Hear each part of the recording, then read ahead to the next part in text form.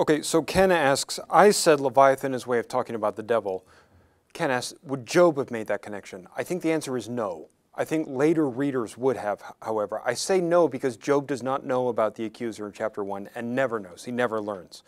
But for later readers, especially in the New Testament in Revelation 12, I think it's verse 9, John says, the accuser of the saints, that ancient serpent, which I take to be John's way of cueing us into the serpent symbolism in the Old Testament. One of the chaos monsters in Old Testament poetry is the twisting serpent and so on. So I don't think Job would have been able to make that connection, but I think later readers can.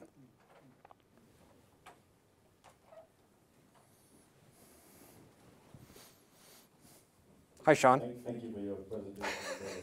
Of course. Couple questions. Yeah. Often wonder if Job could have read Job, how would that turn out? Food for thought. And my second question is, Yeah. does God allow suffering just for the benefit of others? Purely for the benefit of others. Wow. Okay, so Brother Sean asked two questions. If Job could have read the book of Job, how would that turn out? Thanks for the nice, easy question, Sean. And then secondly, does God ever allow suffering purely for the benefit of others? Well, I suppose so. For the second question, I suppose so. I mean, in Jesus' case, that suffering was purely for the benefit of others. Paul in 2 Corinthians talks about comforting others with the comfort we've received because we've been in the same thing. So I suppose so. If Job had read Job, obviously I don't know, Sean. My sense is that it's crucial to the Job ordeal that Job remains ignorant. That if Job is aware of the larger reasons why God allows this, the devil can turn around and say, well, sure, Job's saying the right thing because he knows. If he says the right thing, he'll get rewarded in the end. My sense is Job has to remain ignorant for whatever it's worth.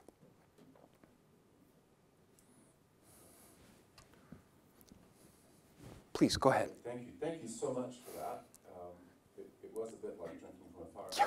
Sorry about that. In a really good way, so thank you. It was very rich and a lot to continue to chew on. I have one question sort of as a clarification. Yeah. You made a distinction between two different things which don't seem distinct in my mind. I'm wondering if you can explain it. So you said at the beginning that the Job-like suffering is a particular kind of suffering, not suffering because of sin, and not suffering where God is trying to grow us in some way. And then you sort of repeated that later when you brought out that the answer to why God is allowing it, or part of the answer is that he's fitting our souls for eternity.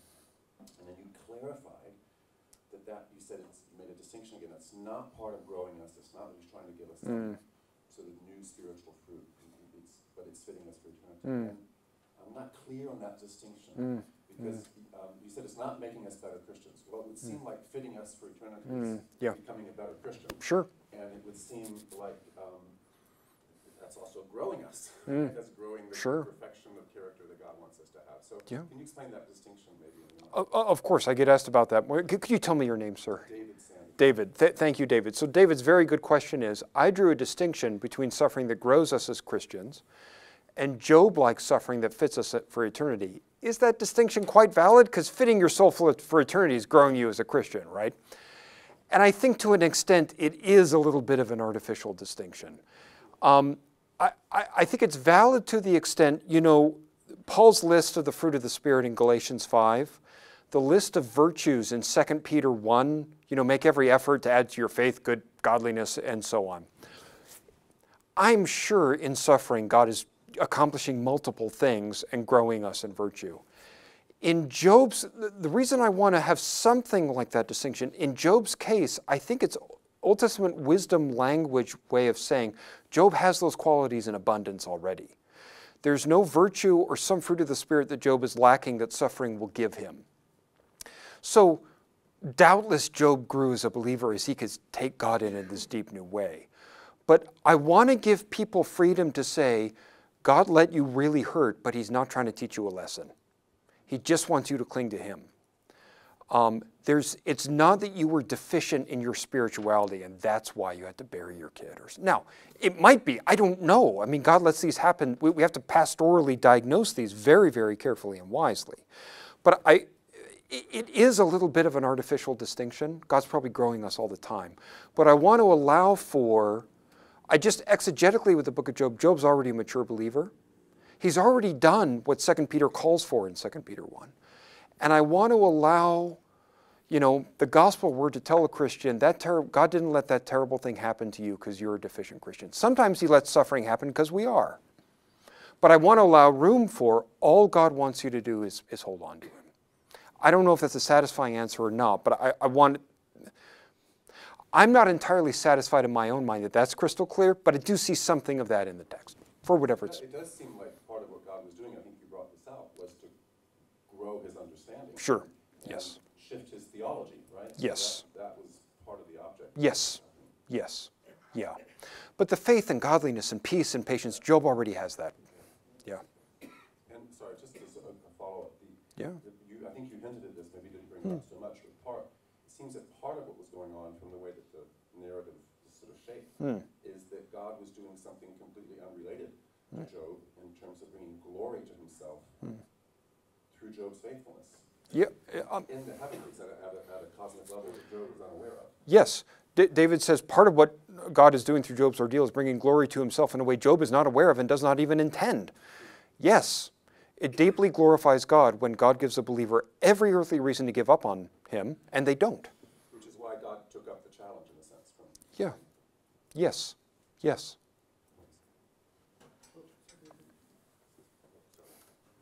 Poor Ernest's going to be running around the whole room. Sir. I have two questions. Yes. Possibly the one has been answered, but I will still like to dig down a bit more light on it. Sure. If we look at from Genesis 1, we will see that God creation said everything was in order. Yes. Yes. And then possibly we see in the time of Job when there is this chaos, and you made mention that God sometimes allows this chaos and disorders Yes. to occur. So the question would be, what would be the imposition of Job's suffering, since it was not for because of his sin? Yes. Neither is it God trying to teach or shape his Christianity, as you put it. Yeah. What would be the imposition of his suffering? Tell me if this answers your question. Okay, you're referring to Genesis 1, where everything God made is good, and then the picture in Job is, well, there's some chaos and sinister. So you're asking how those two fit together? Okay, that's a great question. It's really important in Genesis 1 that God says everything in creation is good, because if you look at ancient Near Eastern myths, death and chaos are just kind of part of the fabric of things. In Genesis 1 through 3, death is a horrible imposition from the outside. That is not the way God intended things to be. In other, Mesopotamian myths, death is just a part of things, and even the gods can die sometimes, right?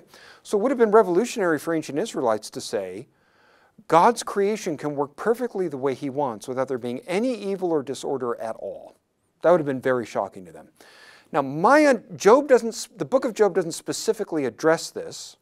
My understanding is that because of the fall, elements of chaos, darkness, evil, and death have entered creation that God continues to allow to exist, but he keeps them confined and restrained. He doesn't let them run wild. And that in this culture, you tend to use animal symbolism to symbolize those supernatural realities. So you read Egyptian myths or Mesopotamian myths, they will describe these supernatural powers in animal-like ways, like snakes or, lions or stuff like that. So Job exists after the fall, and God is speaking through Job's cultural symbolic framework to talk about supernatural realities. Powers and principalities that don't compete with God, but that do impinge on human life. Does that get at your question? Okay. Is that okay? Yes, it's a bit okay for me. Okay. Okay. My next question would be, how, in application-wise, how possible would it be for us not to look at the Job-like people, or the Job-like us in the church, Yeah. with a lens of Job's friend, looking at it from the perspective of the sin has actually fallen. Thank you so much for asking that. Sir, what's your name? Please, my name is Isaac. Isaac, thank you so much for asking that. It's a great question. Isaac asks, tell me if I'm hearing you right. To what extent would it be possible to look at the Jobs in our churches today from the perspective of Job's friends? Can we repeat their mistakes? And the answer is yes, absolutely we can. I go into the book. Have you ever talked with a Christian brother or sister and they're sobbing their eyes out and you feel so miserable and uncomfortable? There's a dear woman at St. Aidan's in Moose Jaw who was a Job. She had a daughter die from cancer. It was miserable. Dear, faithful Christian woman. And I saw her once and she's crying and she's grieving and I thought, oh, I just don't want to talk to you again. Because I prayed with her before. I feel terrible that I did that. That was not very Christ-like of me. It can be so, what I'm trying to get at here, Isaac, is it can be so tempting to relieve our own sense of discomfort at a brother or sister's suffering by blaming them for it, by saying you must have done something wrong.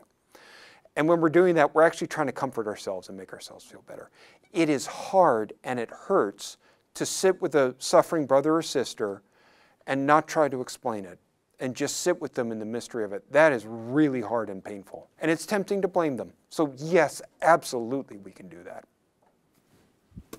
Please, go ahead.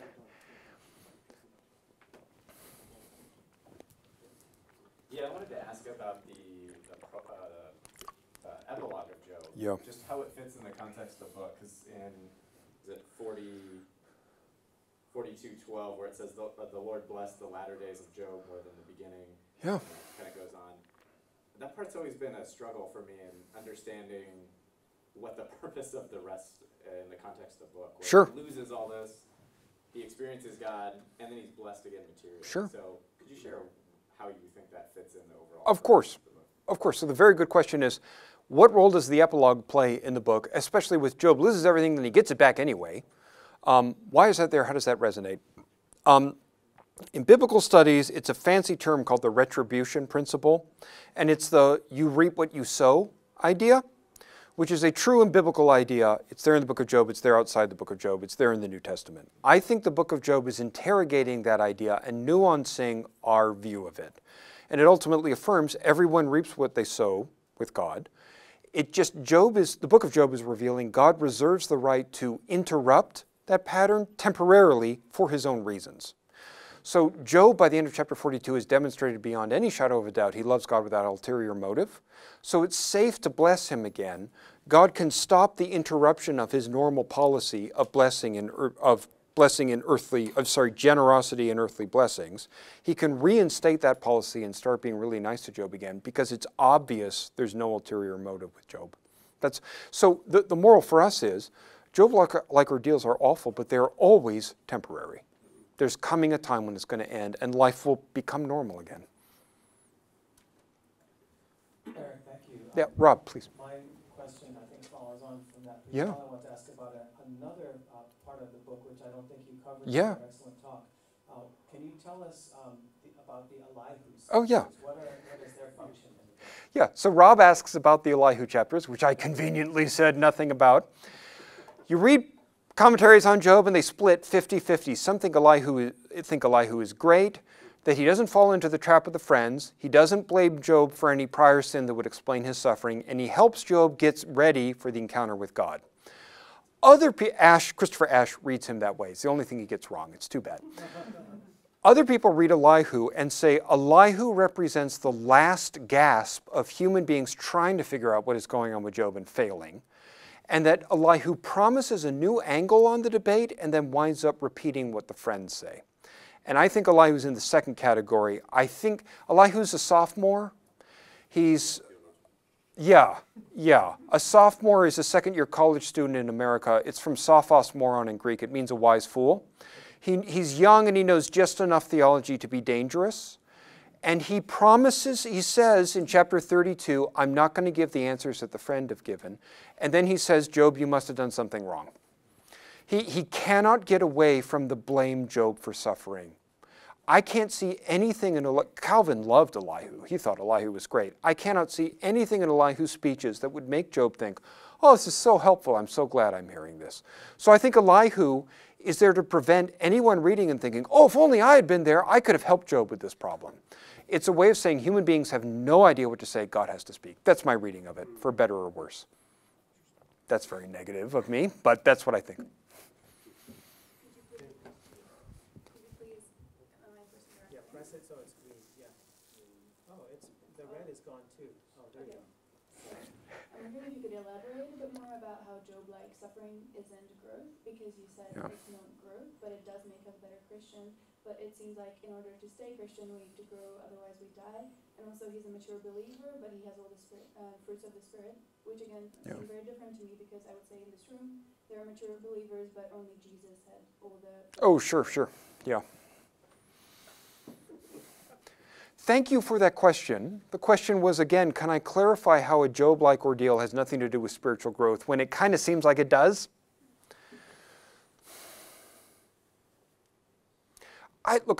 This is the Old Testament's hardest book. I don't know if this is a great answer, okay? Scripturally, and just through experience, definitely sometimes God allows pain into our lives because he's toughening us up spiritually.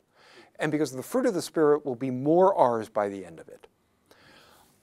I'm conscious of those times where Christians go through something awful and you ask them, how did you grow in the Lord through that? And they just say, I didn't. Or if I did, I can't see how I did. Do you know what I mean? And I want to guard against any thought of, oh, well, you must have learned something. God must have grown you somehow, you know. Maybe this isn't totally helpful. Maybe this is a little bit artificial. The way it makes the most sense for me is, of course, there's a sense in which Job grew in his knowledge of God. But there are lists of the fruit of the Spirit and virtues that Christians need to have as they grow in the Lord. And it looks to me like Job, he's the first person to say he's not perfect, but he already has them to a large degree. So God doesn't let him suffer because he's not, peaceful enough or loving enough or sacrificial or something like that. That's not why it happened. And I just want to give Christians freedom to say, if God is trying to teach me a lesson through this, I have no idea what it is. And I want to give other people freedom to say, we don't expect you to learn. If I have to bury one of my kids, and that's because I wasn't a good enough Christian, maybe it's a bad thing to say, but God can have his spiritual growth back. I just want my kid to be okay. Do you know what I mean? I want there to be the freedom to tell other Christians, God is not disappointed in you that you're not a good enough Christian, and he's not hoping you'll be a better Christian by this. All he wants you to do is hold on. So do you grow in that? Do you not grow in that? Maybe in a sense you do, maybe in a sense you don't. If that's not satisfying to you, that is okay. That's the best imperfect answer I can give. But if you want to talk more about that, I'd be very happy to. In the back, I think. Oh, sorry, please, sir. Duncan, how are you? Good, thank you. Thanks so Okay. much for your talk. I think I've got two questions. Yes. The first one is, who is Job? And based on that, how would an ancient Israelite read Job? Right. How does that influence how us today Oh. should read and interpret Job? The second question is, your decision to interpret Leviathan as Job's problems and not just as a monster. Yeah. Is it exegetical or is it allegory? Those are two great questions. Thank you, Duncan. First question is, who was Job and how would the book's first audience have understood that? It looks like Job is a non-Israelite who still knows Yahweh. So he doesn't have an Israelite name, and he doesn't live within the bounds of Israel, and he never mentions the covenant name Yahweh, At the same time, the characters tend to refer to God as El Shaddai, which is an archaic name for God in Genesis. At the same time, he says in chapter 31 he never worshipped any idols. How did Job know to do that? I don't know. It looks like the covenant Israelite God got through to Job outside of the normal channels of covenant and revelation in some way, and Job responded. So I think ancient Israelites would have said something like he is a heroic, pious, non-Israelite believer, something like that. Second question, Duncan, tell me if I'm getting this right. Am I taking Leviathan as an allegory or, I'm sorry, could... Just before that, if Job is not an Israelite, Yeah. what you just said, how you would have read him, then how does that have affect how us today read Job? Oh, yeah. And then the last one is, yeah, what you asked me is, did you read that exegetically or is that allegory? Oh, exegetically, thank you. Okay. How does that, okay, how does Job's identity as a non-Israelite affect us today? I'm not sure. Except that you get these occasional odd characters in the Old Testament who aren't a part of the covenant community but seem to know God. And Melchizedek is another one. Who seems to know the real God, but he's not a part of the covenant community, oddly enough. I don't really know what to make of that. They seem to be exceptions, but it looks like some people in the ancient world weren't Israelites, but we're going to see them in eternity. Now, I'm really cautious about drawing any further inferences from that, because the Bible doesn't. But Job did not know the covenant name Yahweh, but he knew the real God and he knew not to worship idols. So that's about as far as I can go. Now, exegetically or allegorically, I think you can make an exegetical case that Leviathan is a chaos monster is a good answer to Job, because Job will use chaotic language to describe his own suffering. He will say, "Am I the sea or the sea monster that you're attacking me so fiercely, God?" He will describe, so darkness is another image for like chaos and death and disorder in the Old Testament, you know. He will talk about his own suffering and darkness. So I think you don't have to go the route of allegory. Just exegetically, when God describes Leviathan, that connects with things Job says. It's a really good question, Duncan. Feel free to keep pressing with that if you want to. I don't know if I have a question or maybe a comment. That's fine. It's interesting that the most common reading of Job these days is that some people can put up with a certain amount of suffering because they know that at the end there's a double portion coming. Yeah. So that's a way of reading, you know, that as long as it is happy ending, we are fine with whatever happens. Yeah. To Yeah. And so how can we address that? That's one question. And the second one is turning back to Adam's question. So why is it that Job gets double back? Because the Torah says that if one person steals from the other one, right? Yeah. The guilty party needs to give back double what has been taken away from the innocent party. Yeah. So Job turns out to be at the end of the book more innocent than God. That God assumes guilt for everything that has happened to Job, and by that kind of Christ being the one who assumes guilt for all of us in some sense. Yeah. So, does that work in the book of Job? Okay, thank you for those questions. Second question first, because I can't even remember your first question. You'll have to remind me. I'm 46. I'm old. I forget stuff. Why does Job get all the stuff back, especially in light of different rules in Torah where the person who wronged the other person makes restitution? Is God filling that role? Rightly or wrongly, I wouldn't want to read those verses in relation to what God did to Job.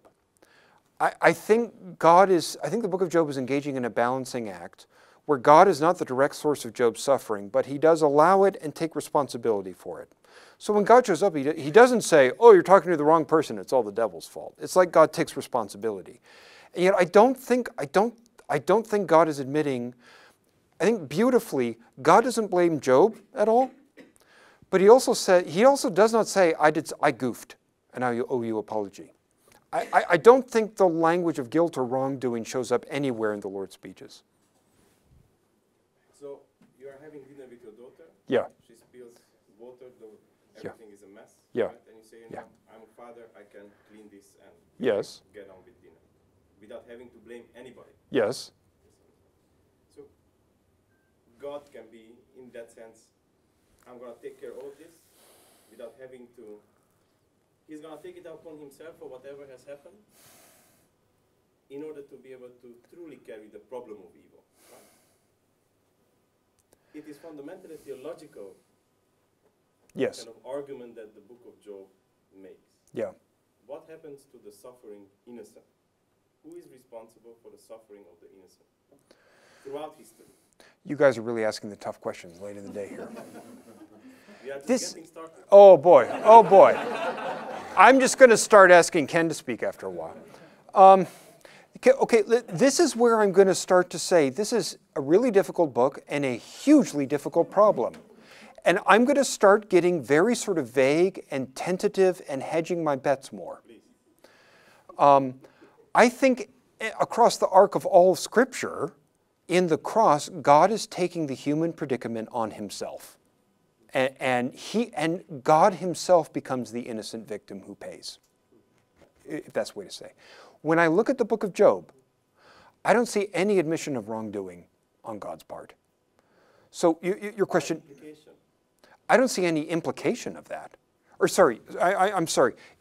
I'm saying God's implication is that he did not incur any guilt in allowing Job to suffer that way, and even allowing his children to die.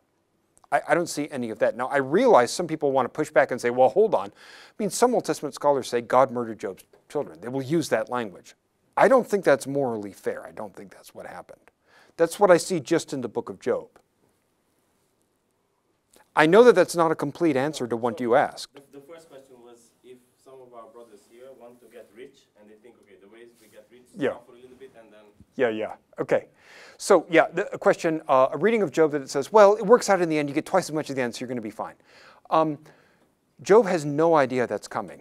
And one of the most poignant junctures in the book is at the end of chapter 42, verse 6, when Job says, now my eye sees you, I repent in dust and ashes. And I think you could translate that actually as I'm comforted about dust and ashes. It's Job's way of saying, I'm okay with everything I went through. When Job says that, he's still on the ash heap, covered in boils, with dead kids, alienated from his wife. He's not been restored in the slightest. But just because his relationship with God is better, Job says, I'm completely comforted. I think you could read the line that way. It's Nacham in the Nifal. And he's not even thinking about getting twice as much back. It's just, he doesn't even talk about it. The secondary blessings are just the icing on the cake. I know that that's not a complete answer, but I guess what I want to say is, I see in Job a really strongly ignoring it'll all work out better in the end. I just do not see the book of Job going that way. For whatever it's worth, that's what I see. Please don't ask any more questions. Those were good questions. Oh my goodness.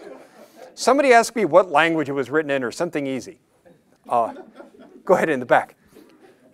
Thanks for the very inspiring and excellent talk. Are you Mario? I am Mario. Oh, very nice to meet you, Mario. Okay. Nice to meet you too. Yeah. I have a question, and what's the best way to phrase it, about the spirituality of that battle motif. I think that's the best way to phrase it. Yeah. So you were saying that the problem in the beginning of the book is, what's at stake is, does Job serve God just for God? And it seems to me that this is pretty much clear from the beginning on that Job does. Yeah. Because once he loses everything, he says, well, the Lord gives, the Lord takes away, blessed Yeah. be the name of the Lord. Yeah. The next problem in the course of the plot is, well, but Job starts to think that, well, I serve God for God, but actually God is a monster. Right. Right. What is it about him understanding this divine battle motif in the end with Leviathan that adds that spiritual surplus that he doesn't see God as a monster? Okay. Thank you so much. Great question, Mario. Okay, so Mario asks, issue in chapters 1 and 2 is, does Job serve God with ulterior motive? And the answer is no. But then the new issue starting in chapter 3 is Job is saying, is God a moral monster? Because he doesn't know, so God becomes the problem. And then Mario asks, what is it exactly about the divine warrior motif that so changes how Job views God? Is that fair?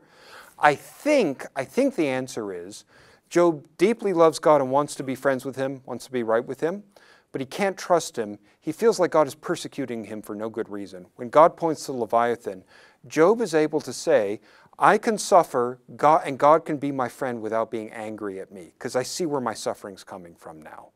So he's able to say, God is my defender against that chaos, instead of God being the agent of chaos who's attacking me. And then Job says, okay, the person I've been criticizing has actually been my friend and champion and defender this whole time. What have I been saying? I repent in dust and ashes. That's how I read it. Is that fair? Do you want to push back? It's okay if you... I mean, it has a bit of a... I think that's a fair answer. It has a bit of a tension with the fact that at the beginning God allows the suffering to happen in the first place. And I think you would probably sort of want to come back to the idea that there is chaos within creation that God allows. I was trying to say toward the end, God's answer in chapter 41 is not a complete answer. It's enough for Job. But it would be possible to hear God say, I see the problem better than you, I'm going to take care of everyone. It'd be possible to say, you shouldn't allow it at all. Like the suffering is so horrific. It's wrong of you to let it happen at all. I'm tempted to go there sometimes, but whenever I do, all the questions from the first speech start to kick in. I don't even understand my own brain very well. What makes me think I am so intelligent that I can question? Do you know what I mean? So I want us to feel that the answer is enough for Job and it's enough for people who trust God. But it's not a complete answer, and I don't think God justifies himself to Job. So I'd be happy if we ended saying, this is a satisfying answer, but by no means a complete one.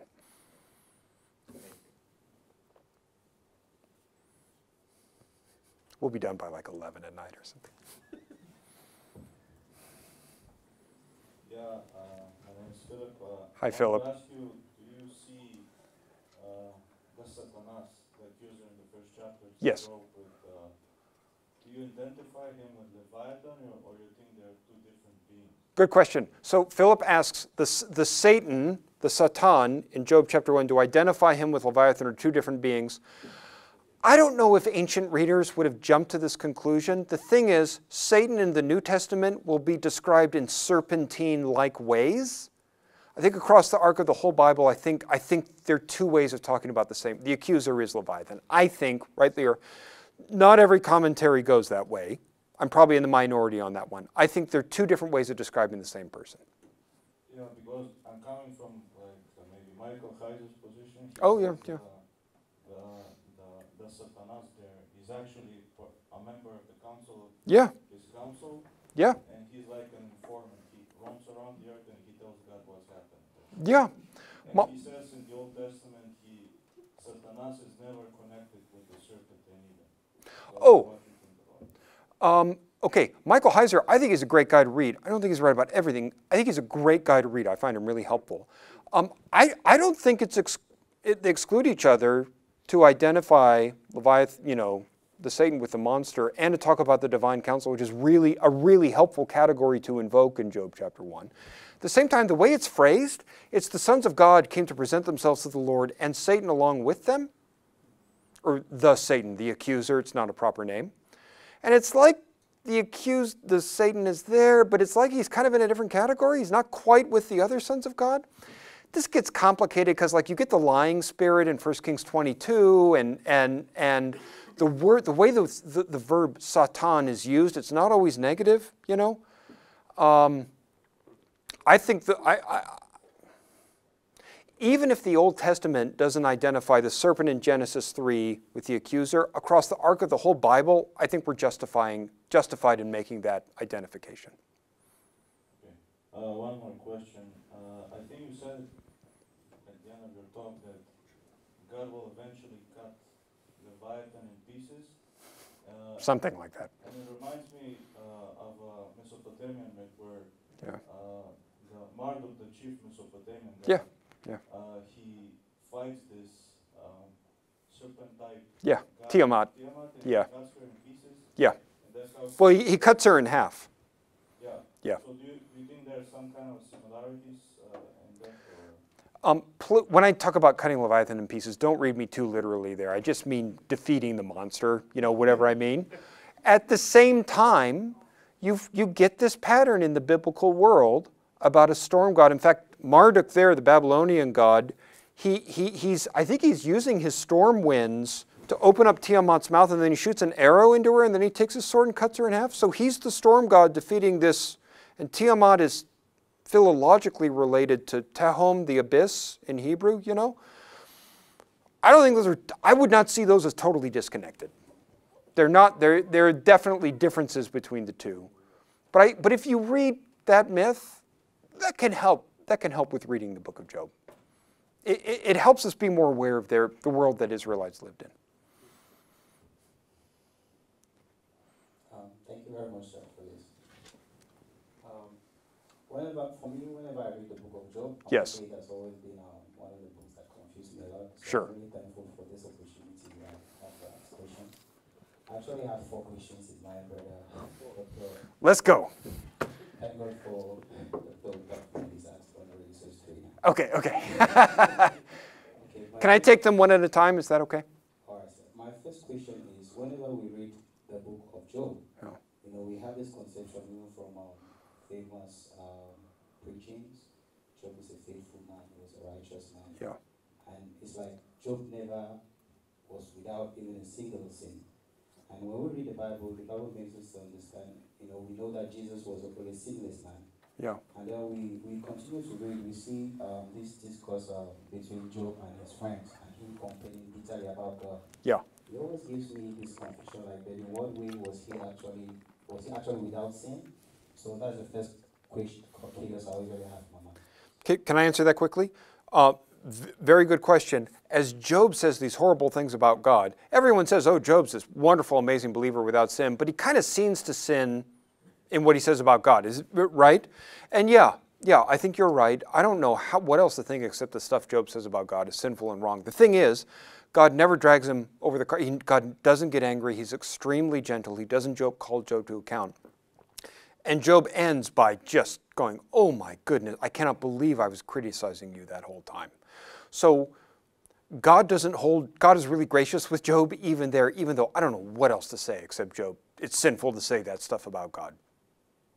Even though God does not clobber Job for that. Is that okay? Thank you very much. Continue, please. Second question. When we look at Job's friends as well, we see that in these moments where Job was kind of like bitter about God, his friends were trying to convince him, tell him about God's greatness and trying to change his heart, and which I think is something normal friends would do. Like when you're down, the Bible encourages to comfort one another. But you see that at the end of the day, in verse 42, verse 7, God kind of like rebukes the friends and say they have not spoken well of him to Job. So that's my second question. It's always because they were trying to convince Job all this while, and God is angry with them, and that is overcoming convinced to Job. Yeah. So, okay, that is a great question. My friend draws attention in chapter 42, verse 7, when God says, the friends sincerely want to help Job, and they say a lot of things about God that seem to be true, but then God says, I'm angry with the friends because they haven't spoken rightly about me the way Job has, and Job has said a lot of crazy stuff about God. So what the heck is going on there? It's a super difficult, confusing verse. I think at least we can say, the friends interpret the retribution principle, the reap what you sow idea, in a mechanical, narrow, instant way. Like the way they talk, it's like, you have your quiet time, boom, you're blessed. You give money to a poor person, boom, God blesses you. And then you stub your toe and you say a swear word, boom, God like has a bee sting you or something like that. Like it's mechanical, like dominoes or something. And the friends deny God's freedom by encasing him in this ironclad principle, where as soon as you do something good, something's blessed. As soon as you do something bad, you're cursed. And so they misrepresent God. Job, for all the crazy stuff he says, his theology is actually pretty good, because he will say things like in chapter 9, he will say, I can know I'm innocent, but unless God says I'm innocent, I don't know what to think about myself. He will say things like that, where even when he's criticizing God, you can see how much he values God. I think that might be part of what's going on there, but it's a great question. Thank you, sir. My third question. Okay, Job 42, verse 10, it says, and after all of this, God blessed Job twice of everything he had before. All right, to present context now, even a text like, we always hear that weeping endures for a night, but joy comes in the morning. In present context, will it always be like that? You know, like after all these sufferings, you know, like you've gone through all this pain as a Christian, you know, like tomorrow will the morning always come? Yes. Really good question. Job's story ends really well within his life. Will it always be that way for us Christians? That's your question? Yeah. Okay. So within the Old Covenant context, they don't have a well-developed eschatology, so it's got to happen in this life for Job. Okay? It's true in the New Covenant, everyone reaps what they sow. It's still true. It just happens in Christ on terms of grace, you know? anything you go through will be repaid 100-fold, both in this life and the next, both. It is a matter of time. And any Job-like ordeal you go through, no matter how awful it is temporary. And God will pay you not back twice as much, He will pay you 100-fold back. Whatever that exactly looks like, in God's time and in God's way. All right, thank you, sir. I'll stick up back to that. Okay, whatever we sow, so shall we reap.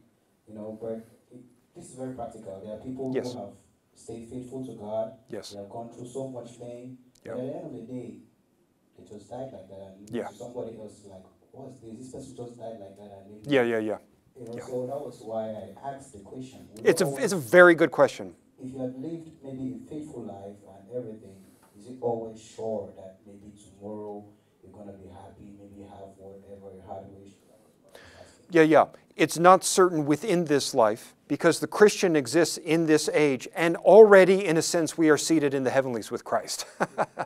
So we already have been raised with Christ. And the resurrection is a new age, like new eschaton reality, but in some sense it's true of us right now, and yet we will be raised with Christ on the last day. So whether in this life or the next, it is coming. Please, go ahead. Okay, to pick up from where he has asked, is it something that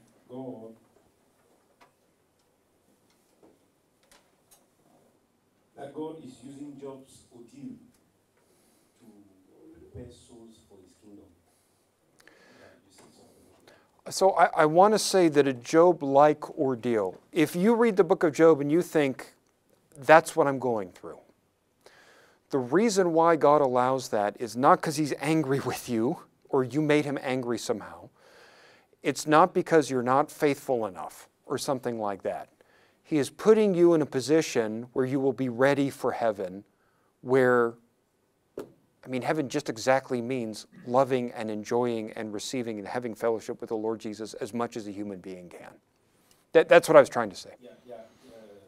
What I want to understand from that, because in Acts 14, verse 21, Paul also says something that we must go through this suffering. Yeah. Must we suffer before we enter the kingdom of God? And what is God's benefit from our suffering before we can enter His kingdom? So entering His kingdom, is it a compensation that we suffered for the faith? Can I not just live a life and then go to God's kingdom without suffering? Yeah. Then the second little question is also a clarification. You said something, except I didn't get it very well, that the book of Job does not quite qualify to justify the question of theodicy. Except I didn't get it well. That's completely fine. So I did say, in my opinion, I don't think the book of Job counts as a theodicy, in my opinion. I could be wrong. Feel free to disagree with me. Because a theodicy is kind of a high bar. A theodicy is some way that explains why it's okay for God to allow horrendous evil and suffering. So I think there is a satisfying answer in the book of Job. I don't think it quite counts as I don't think God justifies Himself to Job. I think Job is still in the dark about why all this horrible stuff happened. I don't know. I hope that's clear. That's kind of the best way I can say it. God doesn't prove to Job that God did the right thing by letting Job's children die. He doesn't really address it in a way. Now, that doesn't mean theodicy is... So look, in a general sense, biblically and theologically, I think we can say God allows horrendous evil both because He brings good out of it that cannot be brought about any other way, and that's greater than the evil. Those two things. That it's through evil, God brings about good that is greater than the suffering. Okay, I think that's a perfectly defensible, true, valid idea. I just never read that in the book of Job at all. And God doesn't talk about it. So that's the distinction I'm trying to make. I don't want us to be too quick to defend God, because God isn't too quick to defend God. Now, sorry, the first question about, you said something about entering God's kingdom as a compensation for suffering, something like that. To be honest, I'm a little bit uncomfortable with the idea of compensation. I think a Job-like ordeal is grace all the way through, because Job says some really stupid stuff about God, and God is super nice to him. The getting twofold back at the end is not payment or something like that. All Job does is stay faithful to God, and then the end of it is just God's sheer grace and generosity that God has not earned. That's how I'd see it. If you want to come back to that, it's absolutely fine. But at the back, and then David. Yes, I've already gone. Okay, that's fine. Okay. Just to follow up on Yes. the question that was asked over here. Yes. And you explained that Job said a lot of sinful things against God. Yeah. But in Job chapter 2, verse 10, and the last part says, in all these things, Job did not sin with his lips. Yeah. Yes, that's right. Absolutely. So I said that Job said some sinful things in the course of the debate. My friend asks, the text says in chapter 2, Job didn't sin with his lips in what he said. I take that in chapters 1 to 2 to be saying that when Job attributes his tragedy to God, Job wasn't saying anything wrong, even though it was the devil at work to do that. God wasn't the ultimate source of his tragedy. So that's just clarifying Job doesn't have all the pieces, and when Job attributes it to God, he's not saying anything wrong because God's sovereignly in control. After that point, when Job starts to talk, Job amazes me at the stuff he says. He is amazing. But he also says it's all one. God destroys both the righteous and the wicked, and he laughs when innocent lives fall apart. If you read chapter 9, verses 22 through 24.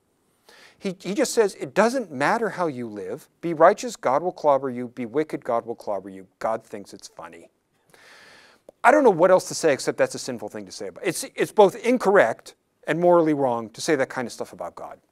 God is super gracious to Job. He doesn't drag him over the coals for that. But I don't know what else to say except that's not a good thing. It's totally understandable that Job would say that. But he's both incorrect and it's a bad. So that's what I'm... There's a question in the back. Yes. My question is, what do you make of Job chapter 9? Oh, yeah. From verse 5 yeah. to 7, where it says that God removes mountains, overturns them, and shakes the earth out of its place, and the pillars tremble. Yeah. Are these things that really happened, or Job was just being poetic? Because I've heard many theologians use that to explain the cause of the chaos between Genesis 1 and 2. That this was the result, the cause of that. So were they things that really happened, or Job was just being poetic? Oh, okay, good question. In Job chapter 9, verses 5 through 7, Job says God upturns mountains in his anger, and he empties the sea everywhere and whatnot. And the question is, does God really do that, or is that just Job talking? Rightly or wrongly, whether I'm right or wrong, I see that, I see if you read those verses against creation psalms, like Psalm 104 or something like that, the language seems opposite. It's like Job is saying God is the great destroyer, not the creator. It's like Job is saying God is an agent of chaos, not an agent of order and goodness and light, So I think God can do that stuff. I think he will do it at the end of the age when the elements are destroyed with fire. But I think that is Job misinterpreting what God has done, and it's not actually true of God. That's how I read it, for better or worse. In the very back, the woman in the very back had a question. I was just wondering, I don't know if I'm reading it right. That's fine. Read Job as this inclusio with an epilogue.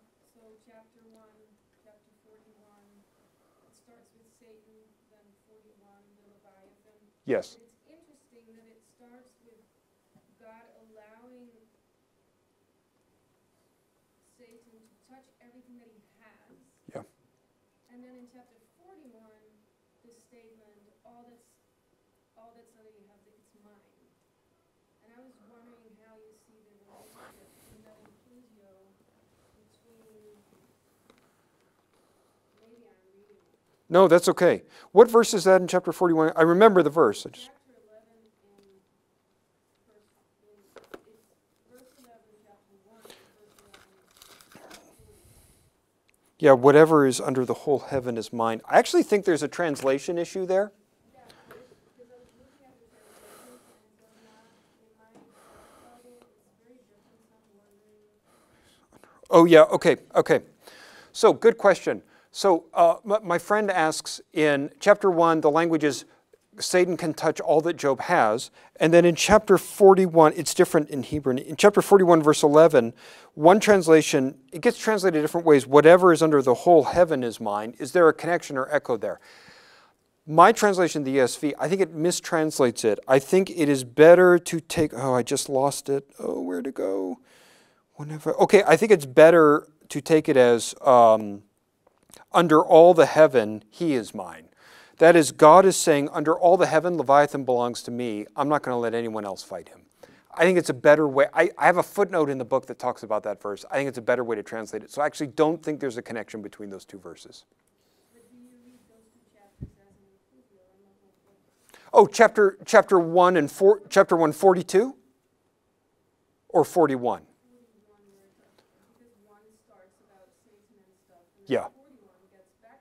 To the Leviathan. Yeah.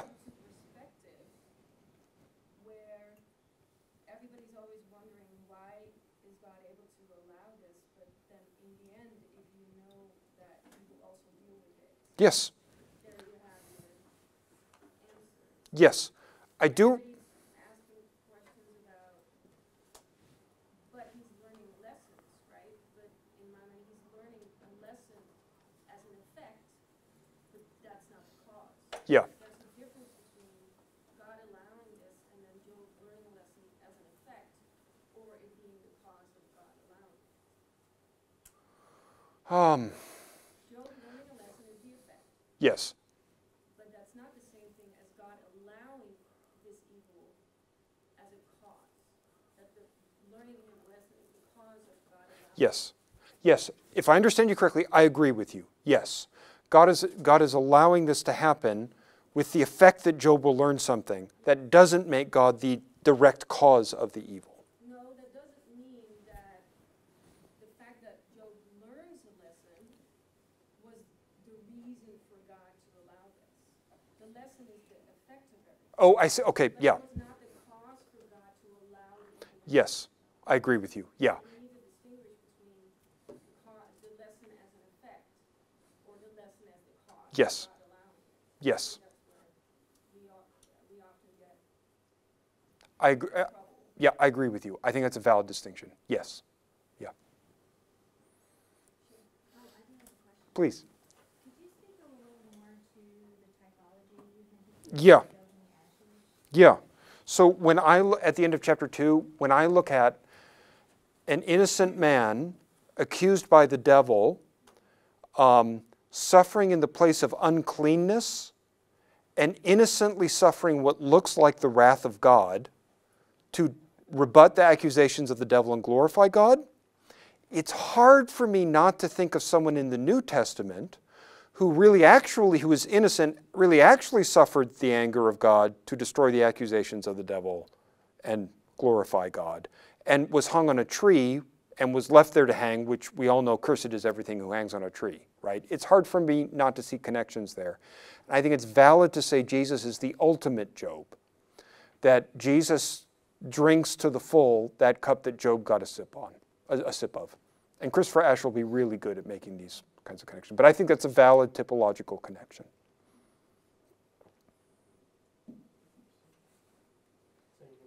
If I talk long enough, I just realize people run out of energy. They just stop asking questions. Go ahead, David.